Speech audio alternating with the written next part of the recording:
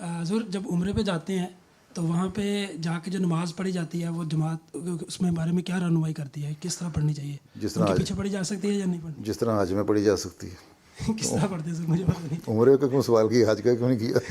میں حج پہ گیا نہیں تھا سر، میں حج پہ گیا نہیں، عمرے پہ گیا تھا، اس لیے پوچھ رہا ہوں. پھر کیا کر کے آئے تھے؟ حضور اب ایک دفعہ حضور نماز جمعہ جو تھا ان کے سامنے ان کے پیچھے پڑھا تھا، پھر اپنی نماز پڑھی تھی، اور باقی زیادہ تر ہم اپنے امام کے پیچھے نماز پڑھتے رہے. بس یہی طریقہ کار صحیح ہے. اچھا. اگر پھنس جاؤ ہاں جی. تو پھر، اور مجبوری ہے، پتہ لگے کہیں بلا وجہ مار مور پڑنے کا خطرہ ہو جائے. نہیں تو بہت سے لوگ ہیں، وہ شیعہ ہیں، وہابی ہیں، دیوبندی، ہر ایک نے اپنا اپنی امامت بنائی ہوتی ہے. اس لیے تم بھی بنا لو تو کسی کو پتہ نہیں لگے گا. یہ آپس میں مسلمان جو 72 فرقے ہیں ایک دوسرے کے پیچھے نماز نہیں پڑھتے، ٹھیک ہے نا. اس لیے اگر پھنس جاؤ اور مجبوری ہے، پھر نکلنا بھی مشکل ہوتا ہے، تو پھر پڑھ لو، لیکن دل کو تسلی نہیں ہوتی، اس لیے گھر آ کے دوبارہ پڑھ لو. حضرت خلیفہ مسیح ثانی رضی اللہ عنہ جب حج پہ گئے تھے تو ان کے ساتھ بھی اس طرح ہی ہوا تھا. جو ان کے دوسرے دوست تھے انہوں نے کہا کہ میں نے حضرت خلیفہ اول سے ہی سنا ہوا ہے کہ اگر ایسی حالت ہو تو نماز پڑھ لینی چاہیے اس امام کے پیچھے.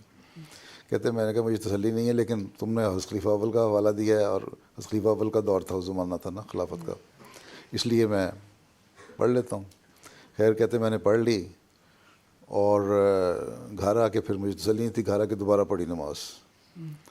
واپس گئے حج کرنے کے بعد قادیان جب گئے تو حضرت خلیفہ اول کے سامنے معاملہ پیش ہوا. انہوں نے کہا ٹھیک ہے، میں نے فلاں شخص کو کہا تھا اور اس کی ایمانی حالت کا مجھے پتہ تھا کہ کمزور ہے، وہ جا نہیں سکتا، وہ مار کھانے سے بھی ڈرے گا، یا اس لیے اس کو میں نے کہا تھا ٹھیک ہے اگر ایسی صورتحال ہو تو تم پڑھ لینا، ٹھیک، لیکن پھر اس کے بعد گھر آ کے ضرور پڑھنا دوبارہ، ٹھیک.